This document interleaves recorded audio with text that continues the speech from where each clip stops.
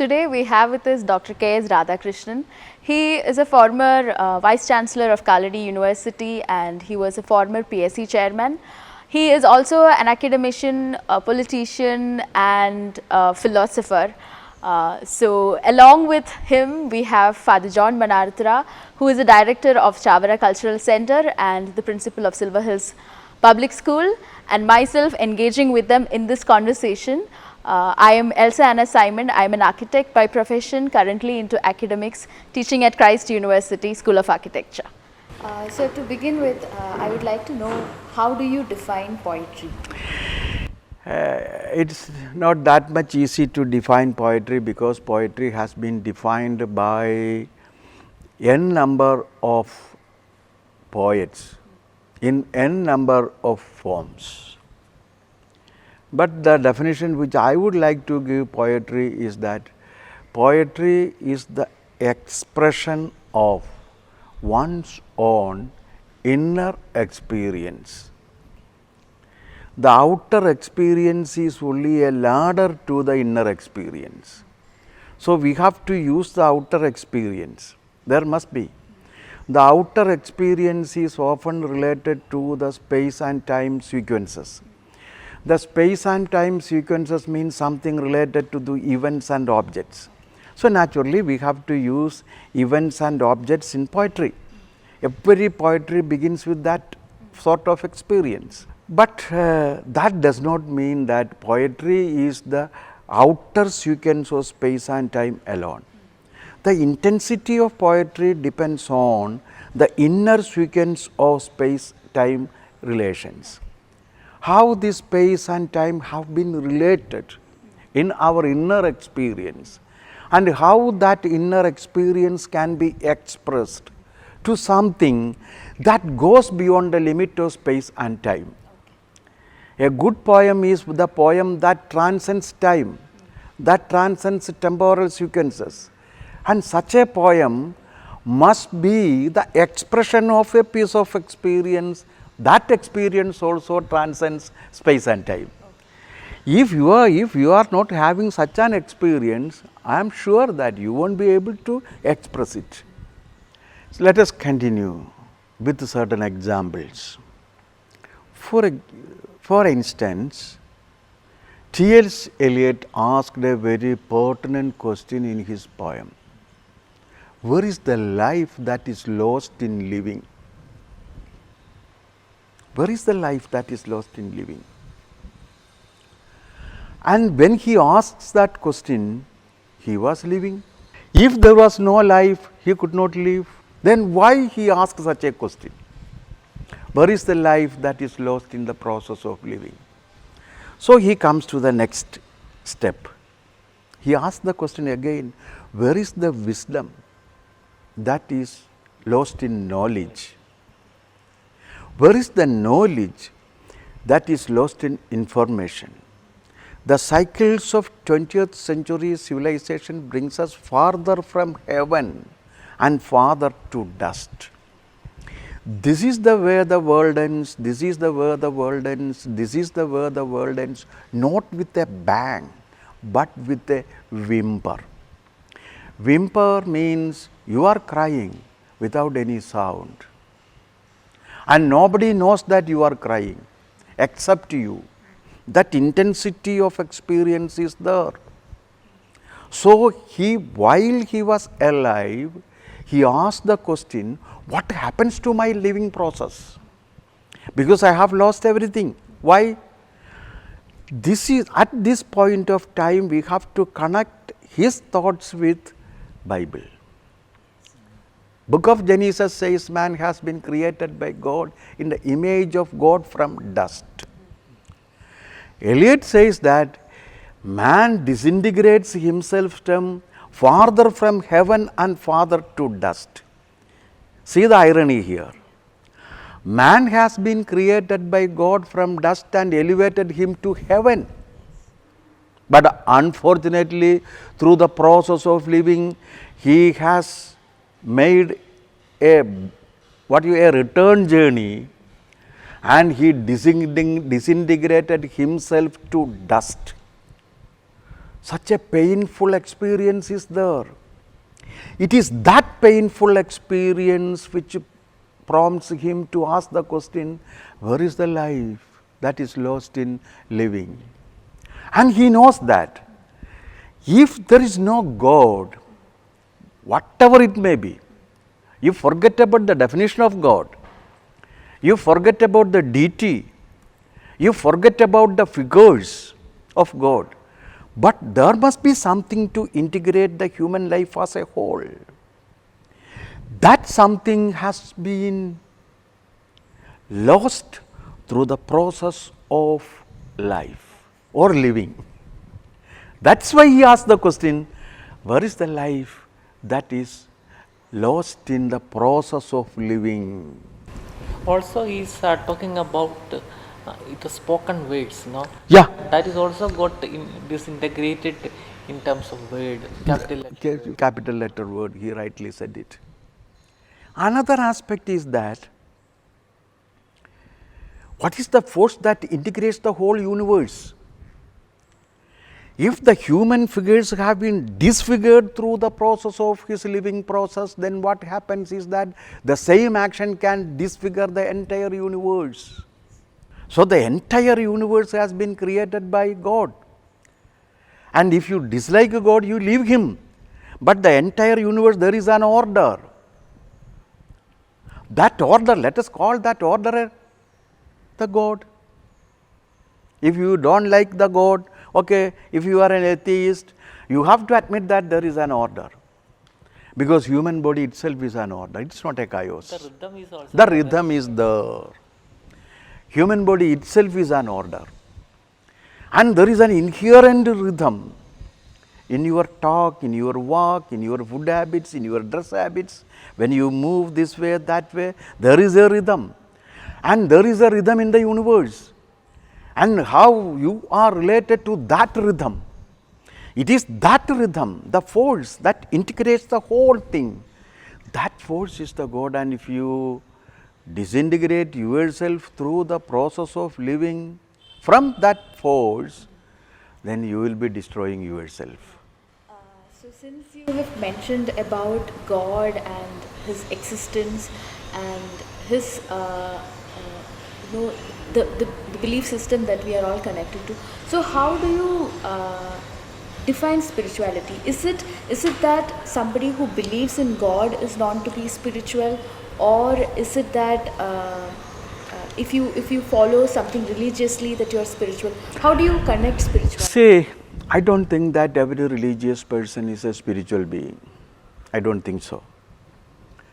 Because at the time of Jesus Christ, everyone at his time was a religious person. Okay? But hardly very few were spiritualists. So, I do not think that all persons who are the self-proclaimed religious personalities are not religious. Now, they need not be religious. Everywhere there need not be. Then the question is, what spirituality is? Spirituality means any human effort to preserve the rhythm of this universe and life, that is spirituality. So that means, should that person be believing in God? No, the moment he believes in the rhythm of the universe and the rhythm in him, naturally he cannot but believe in God. Not believe, he experiences God. Why should you say that? Belief, it is his experience. Belief becomes stronger only when you experience it. So, a man who experiences the rhythm of the universe and life is something great. So, such a person experiences the spirituality. Then let us go to the further step. Such a person cannot hurt anyone. So, if somebody laps on your right cheek, you have no other go but to show him the left cheek. You do it again, whatever be your provocations, I won't do anything against you. This love This is what is meant by love. Love the enemy does not mean that first of all you have to create enemies, then start loving. No, you have to love everything in this universe irrespective of friends and foes. Such a binary has gone out when you start loving, because there is love in you. If there is love in you, is it logically possible to have hate in you? It shouldn't be. It shouldn't be, because the absence of love is hate. And if the presence of love is there, you cannot say that there is the absence of love.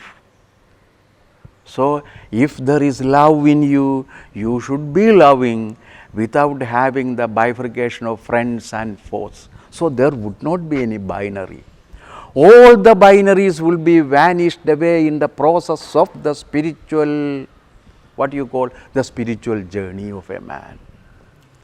In the day-to-day life, no, even if all this consciousness is there, people pathetically fail. No, I won't say that they pathetically failed. I would say that since the world exists, majority of the people practices love. Otherwise, it would not have been existed. Majority, there may be aberrations, but majority feels that. Majority of the people do not have taken the decision to kill the other. You take the ordinary sense of the family life, the ordinary sense of the friendship. How can you keep friends with you? You have to keep up tolerance. Okay? What's my tolerance? Even though you disagree with some of his or her habits, you will tolerate it. Why should you tolerate it? Because you want that person to... No, because you know that you also have certain habits which must be intolerant to others. Not he alone. That's why to err is humane and to forgive is divine. Yes. That act of forgiveness is really tolerance. Greater level of forgiveness. I'd say yes. Tolerance. Tolerance. The act of forgiveness. Yes, I am ready to forgive all his misdeeds because I know that there is goodness in him. There is goodness in her. Not that everybody agrees with you. Nobody agrees with you. Your friends do not agree with you. Your parents do not agree with you. You do not agree with your parents. And your first judgment would be like this: parents, you do not know anything. Okay? Because no, your decision is not correct. Your judgment is not correct. My judgment, it is our judgment. We are living in a different context. Then why should you impose your decisions? You will quarrel with your father. That is correct also. You can. And every child would do it. Because that is the way of life. But at the same time, you know that he is your father and you keep love for him. And the father knows that whatever be her disagreement with me, she is my daughter. If you are able to think that whatever be the disagreement with me by the majority of the people who live outside me, then the moment they become your parts, your partners, they become the part and parcel of your life. Okay? This is how we are practicing spirituality. That aberrations, not majority. I would say that not majority. Not majority. There must be a few percentages there. And we are seeing that few percentage. How can you disown somebody? Nobody can be disowned. That's why Jesus said that, let all the sinners come to me. He never disowned the sinners. He never disowned. Let them come to me. Yes. Let them come to me. Whatever be their disagreements with me, let them come to me. This is spirituality. I think even the crux of our biblical doctrines and what is told is that, like you said, sir, if Jesus had to disown us, we wouldn't be, he wouldn't have died on the cross for us. He wouldn't have died on the cross, he wouldn't have done this, he could escape easily and lead a very rich life, eating many things and doing many things, drinking many types of liquors. But he never disowned anyone. Even Judah has not been disowned by him. So there is no question of disowning something. That is why he is for all. He is for all. And also, since you mentioned prodigal son, there is a call back home. Even though he left home, he is always expected back by the father, which is exactly what God is expecting from us as well. Yes. No. The thing is that God never disowns anyone. First of all, that is the fact. Because the rhythm cannot exclude something from its sphere of movement. It cannot. So there is no question that God disowned me. No, never. That's why the same question has been asked in Brothers Karamazov. When the legend of a Grand Inquisitor, after narrating the story of that Inquisitor, and the Inquisitor met Jesus in the cell, in the prison, and he told him that, I could understand from the first sight itself that it was you, but I have imprisoned you. You give them freedom, I take it back. They were very happy. The same crowd, if I give them a signal, they would attack you. And since you are here and I know that you are great, I shall give you one favor, I shall let you free. Immediately he could not move further steps, the writer, intellectual Ivan, because he was not able to experience the reaction of Jesus. He could experience the action of the Grand Inquisitor and he narrated it. But what would be the reaction of the Jesus? He had no experience at all. So he was waiting for it. At that moment, Aloysia came over there. Then he asked, I have finished the story, but I could not finish it because there is a stumbling block in the process of the flow of the story. I said all these things, but I would like to know what would be the reaction of your Jesus. Immediately he replied that he might have given a warm kiss to the Inquisitor. Jesus might have given. Immediately Ivan said, may be correct, but I have no such experience. This is what happens. So God never disowns anyone. Don't think that. The universe as a system, as an order, that never disowns anyone. Nobody can be disowned. The same thing happens in Bhagavad Gita. Lord Krishna bluntly told Arjuna that the game of that cheat, the gambling of that cheat, Shaguni, that also is within me. Don't think that he is foreign to me. No, that also is within me. And Arjuna did not like him. Moreover that, he keeps 100% enmity against Shaguni because Shaguni was instrumental for the loss of his kingdom, for the source of his misery. Then he said that, how? He was surprised. See, that cannot be disowned. There is no question, God alienated me. No, never. You might have alienated God. So this is what is meant by spirituality. The moment one starts expressing that spirituality, one must be able to write great poems. Whoever be the great writers in the world, they have expressed this spirituality. You take the case of Tolstoy, you take the case of Hugo, You take the case of Dostoevsky, you take any writer in English or in any language, they have expressed the high intensity of spirituality in their works. So, the sublime poem means the expression of spirituality. Not that there is God and God is great, no, all those are the platitudes and flattery which are not poems, as you know. That stand the test of time.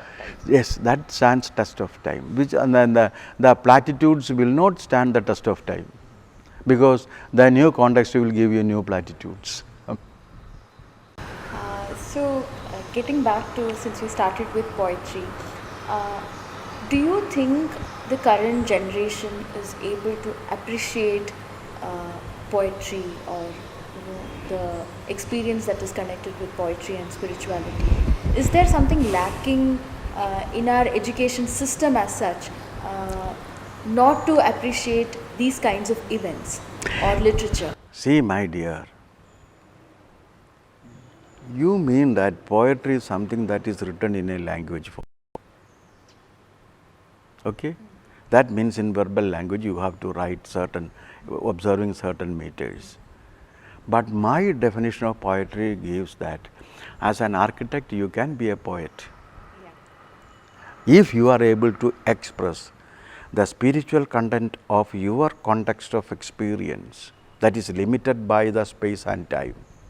And if such a form is able to transcend the limitations of your time and space, it is a classical form.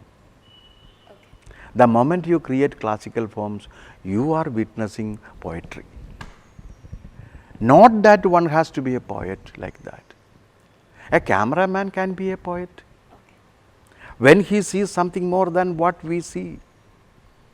When he sees the inner connection of the images within the frame, he is a poet. Yes. Don't think that a man who writes a pen and writes words alone is a poet. Seeing actually invisible in the visible. No, this is not invisible to many, but it is visible to you as a poet. As a poet, it was, see, where is the life that has gone in, that is gone in the process of living was visible to Eliot. That was visible. That's why Eliot said that April is the cruelest month, because Jesus was crucified in April. The crucifixion of Jesus means the crucifixion of love. The crucifixion of love is detrimental to the entire humanity, and the people was driven by madness, and the mad people started doing war against one another. Hence, Eliot had to go through 2 wars, World War I and World War II.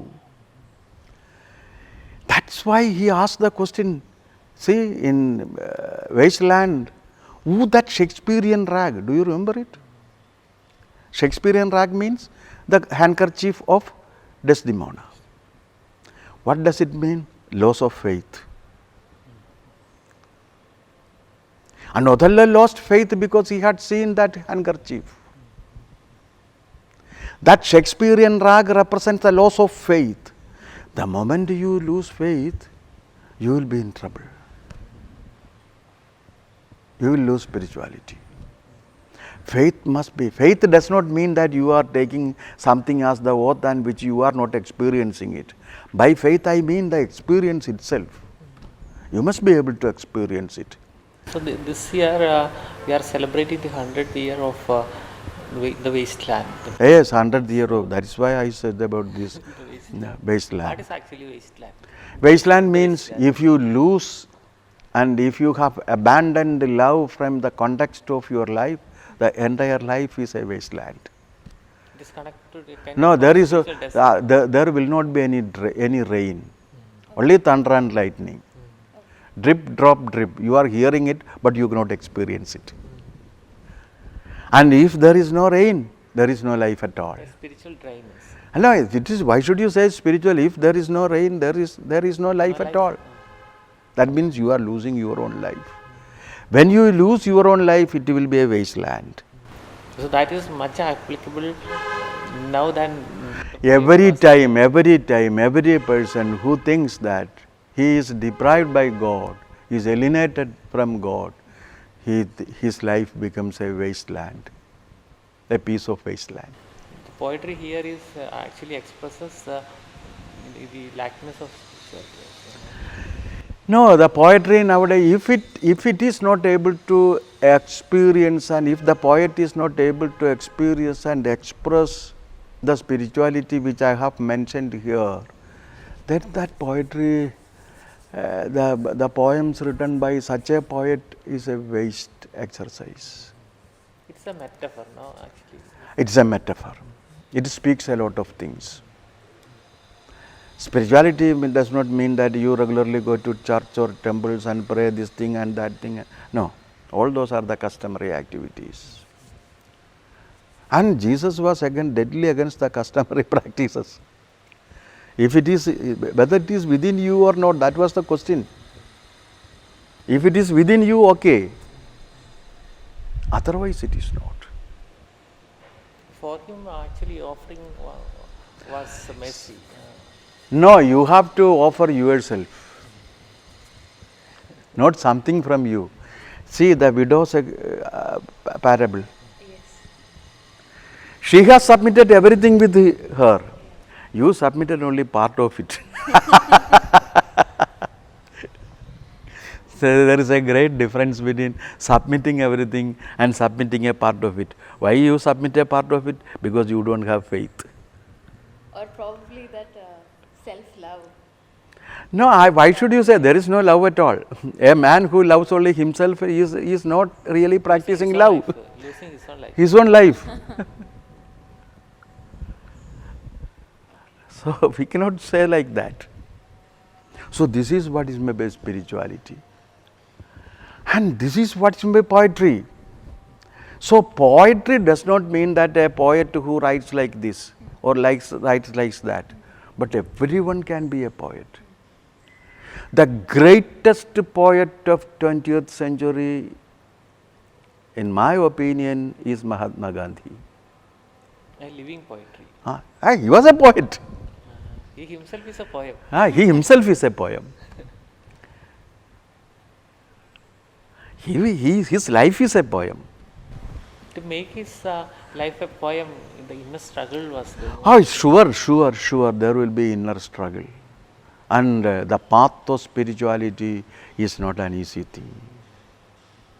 It is something like a walk on the razor's edge, as the Upanishad says. Kshurasya dhara. Walk on the razor's edge. Not an easy thing. One can be a spiritualist offering many things to the church or the temple or the mosque, but what can be a practicing spiritualist only if one is able to offer himself. You have to offer yourself to the whole world, whether you are able to do it or not. Shall we now connect with the epistemology and aesthetics in Mahabharata? What you are? See, the thing is that how is it possible to know the spirituality? Is there any method? For everything there should be an epistemological method to understand whatever it be. For example, if you want to understand physics, what is the language of physics? No doubt, it is not English, it is not French, it is not Sanskrit, but it is mathematics. Okay? Physics is written in the language of mathematics. If somebody says, I know physics, but I do not know mathematics, he expresses his ignorance of both. Like this, for everything there is a language. And spirituality is written in a language, and that language has got an epistemology, and that epistemology is unique one. There are we can understand anything in three forms. For example, we are sitting together. You can say that we are three distinct entities. Okay? We are different. There is nothing common between us. You can say. There are systems of thought, there are methods by which we must be able to understand these are the three different entities and there is nothing connects to one another. I am an exclusive entity and I stand as what you call as an island which cannot be connected by any means of communication, as the monad of Leibniz. You have gone through the philosophy of Leibniz, Father, as the monad of Leibniz. Monad means windowless. You just imagine a building which you have constructed without an entry. That is one mode of epistemology. That is one mode of epistemology. So that you deny access. No, that means you exclude everything from you. So the other is hell. The other is hell. The moment, you rightly said, the moment the other becomes the hell. Yes. Why? Because you do not know anything about the other. There is no communication between you and me. If something remains as an obscure entity, that generates fear in you, naturally. That generates fear. Ghost is an obscure entity, we do not know what it is. If we know what it is, that never create, that is incapable to create fear. It creates fear because we know that we do not know anything about it. So communication is not at all possible. Then bifurcation is there. Plato is the best example. Plato said that this world has nothing to do with the reality. The reality is an abstract, absolute. So I have been talking about Plato. And Plato said that the Socrates, the historic Socrates, he was the imperfect imitation of a perfect Socrates which he has created in his dialogue. So there is no question of relation between the historic Socrates and the Platonic Socrates. The two different entities. Because the historic Socrates is an imperfect imitation of a perfect Socrates who has been created by Plato. That is why he said that mathematics is the basis of everything. Mathematics is an abstract science. What is the meaning of number 1? You do not know anything. One human being, one chair, one is there, but one does not communicate anything in these cases. It communicates something when it is getting connected with something. So that is what happens. This is known as the epistemology of dualism. That is there. And the epistemology of dualism can be seen in postmodern thoughts. The epistemology of dualism can be seen in postmodern interpretation of literature. The moment you feel that words are free from meaning, what does it mean? Words are free from meaning. Meaning is assigned to you by you, to the words by you when you read it. Okay? The words, they are devoid of meaning. So anything can be the meaning of the word. Okay. So there cannot be any sort of difference between mother and mother-in-law. Even though it is written mother, the exact meaning is mother-in-law, you can interpret it like this. So the moment you cut away words from meaning, communication becomes impossible because it creates confusion. Like Babylon. Like Babylon, exactly. So this is what happens here. That epistemology is there. That epistemology is recurring every time in one form or other. In the beginning it was Plato, at present it was the Neoplatonians or the, you called the, what you say, the post-modern philosophers and literary critics. Okay? there is another form of epistemology. That epistemology says that yes, we are different. At the same time, there is something that connects us, and that something is non-difference. Different and identical. There is an element of identity between you and me in spite of the differences, hence the connection is possible, Aristotelian logic. Form and matter, but the mingling is there. But it is illogical. How can it be connected together? Two diametrically opposites cannot be connected together. So, the Aristotelian logic is known as the epistemology of logic, identity in difference. Matter the logic of difference. Here the logic of identity in difference.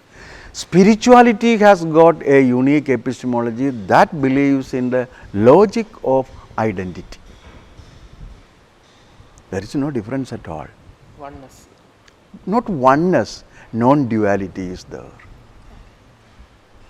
Since non-duality is there, as Shakespeare said, I can show you fear in a handful of dust. The dust means, dust is not a simple entity.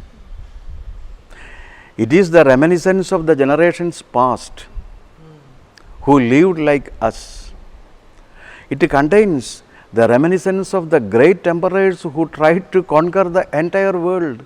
All those poor emperors now remain in the form of dust. One day we also will remain in the form of dust. Dust has a history. Dust has a history, long, long history.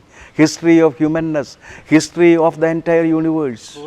Cruelty, passion, mercy, everything. A lot of emotions. Lot of emotions. So, a piece of dust is not a small thing. There is close, not close. There is no difference between a piece of dust and me. I have been created from dust. When they are connected properly, I am getting created. So, this is the logic of spirituality. That epistemology alone is capable to express the high density poetry.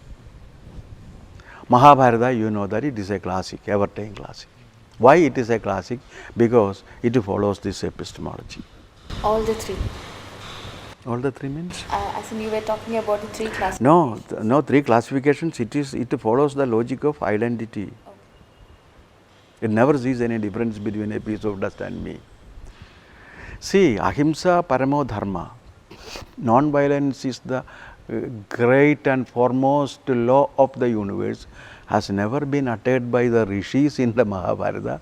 It has been uttered by a snake, a frog, and certain beings like that. Everything in this universe tells us that non-violence is the way of life. If we are not able to see it, it is not the fault of them, it is our fault.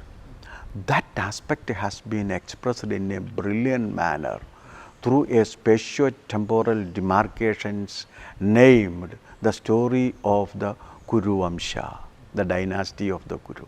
The story of the dynasty of the Kuru is only the outer frame.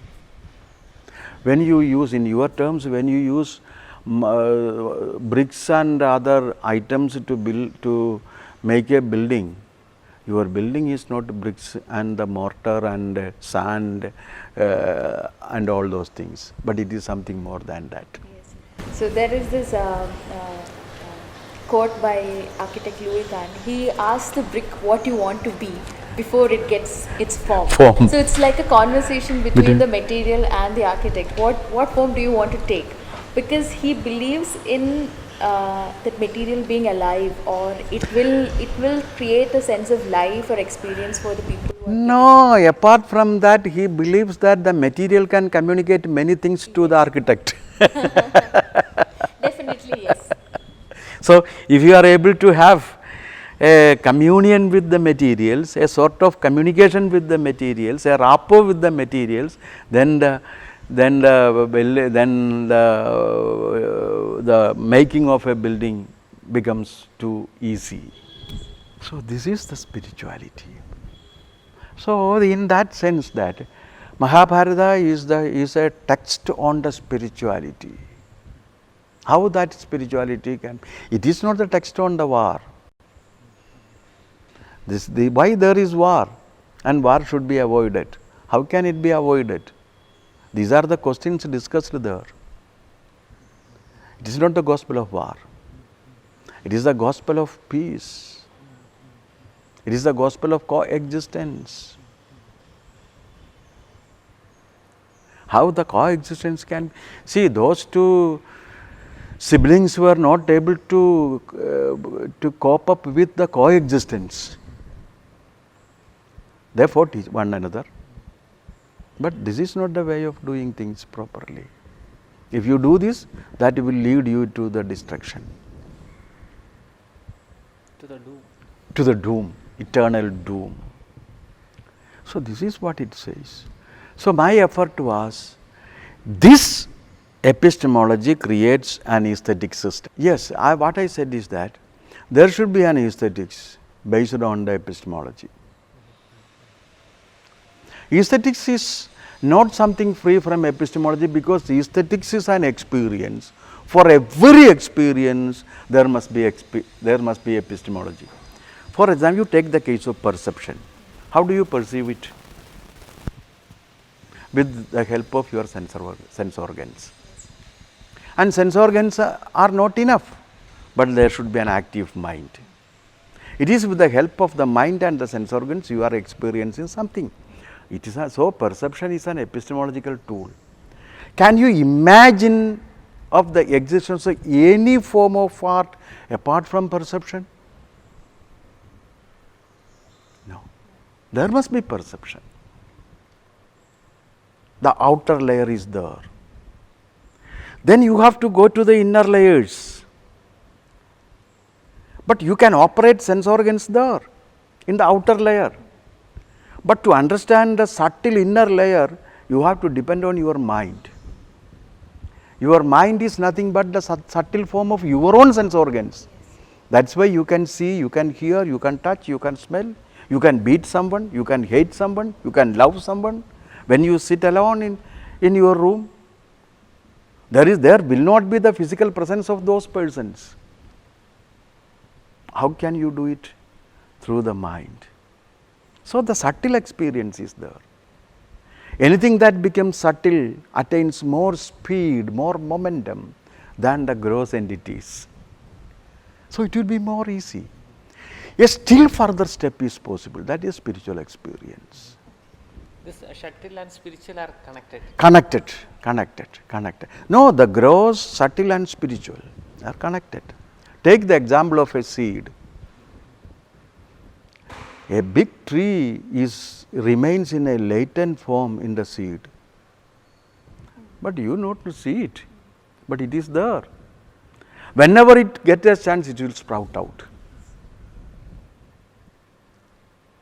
It will come out of the shells of the seed and it began to grow. That is there. But beyond that experience, then you become constant, steady, constant. That experience is the spirituality. That experience is the sublimity. Say a poem becomes great when one experiences and expresses the sublimity, not the beauty or prettiness. A pretty girl, a beautiful flower, but a sublime poetry. In our terms, we relate sublimity to God because that is the highest form of experience, not the lowest form. Not the lowest form, but the highest form. Why should you use the term God? Because I have no other word to express it. If you don't like, you use some other word. What I said is that there is a level of experience. That level of experience goes beyond the grasp of my sense organs and mind, and it takes me to a state of constant bliss. That constant bliss is sublimity. When that is expressed in the language form, you will get a classic.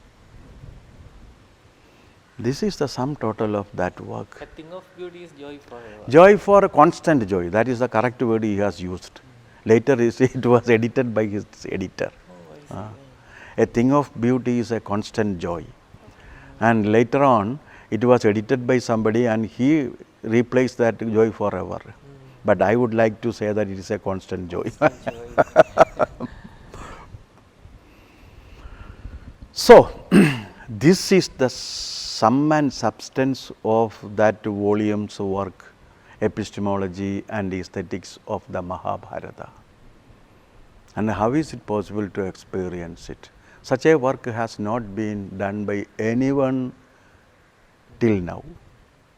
So, it is a philosophical exposition of the Mahabharata because I am basically a philosophy student, a student of philosophy.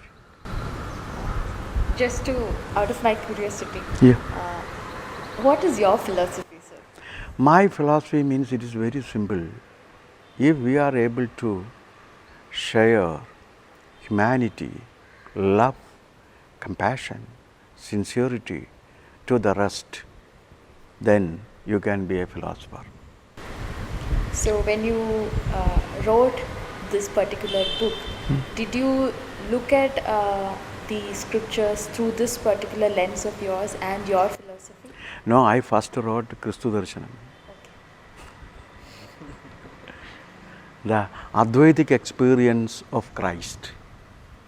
How a student of Advaita philosophy experiences Christ. I think that you have gone through it.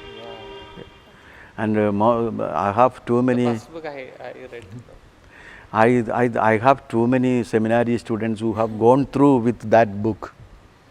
That Benny Nalpura. After reading that, he contacted me. Because it's a different mode of experience and expression of Jesus Christ. I have the habit of reading Jesus Christ regularly. That does not mean that I belong to this particular church or that particular church. But I know that one cannot survive without what Christ said. So, the philosophy is not something that you are writing in a mysterious language. See, one of the most important philosophers of the German tradition, not a really German but Austrian tradition, but he belongs to that German tradition of philosophers, Ludwig Joseph Johann Wittgenstein. He was an aeronautic engineer. After completing his aeronautic engineering, he turned to philosophy and he was the student of Russell. When Russell was engaging class for them, Russell said that suppose here is a hippopotamus in this class. Then Wittgenstein stood up and tried to find out a hippopotamus in the class. Russell got annoyed naturally, like any teacher. The next time he repeated the same example, he got up and tried to find out hippopotamus. Then Russell said that only half fools will try to find a hippopotamus in the classroom when a teacher cites an instance. After the class, Wittgenstein approached Russell and asked him that, "Sir, please tell me whether I am a complete fool or half fool." My dear friend, why should you ask such a question whether you are a complete fool or half fool? Then he replied, "If I am a complete fool, I can go back to my aeronautic engineering. If I am a half fool, I can continue learning philosophy." Then he asked him, "You write something and give it to me." Then he wrote the first aphorism of his Tractatus Logico Philosophicus. The world is, all that is the case. World is not created by philosophers, but the world is there and philosophers are creating their philosophy based on the world. This is the sharp distinction between Plato and Wittgenstein. Plato created a world that is entirely different, a world of philosophy that is entirely different from the world in which we live. But Wittgenstein says such a philosophy is meaningless. That is why he defined philosophy as a bewitchment of human intelligence by means of language. Bewitchment means what you mean by bewitchment? Kudotram. That means after reading a philosophy, you will never understanding anything. So you began to hate and you began to afraid of philosophers. Why? Because you will never be able to understand it. If you go through Plato, Plato says that you are not real. You are something unreal. The real you is elsewhere. Only he can understand it. So that is the change. So philosophy is not like, philosophy is something that you should be experience something. So what should be the language, the last element?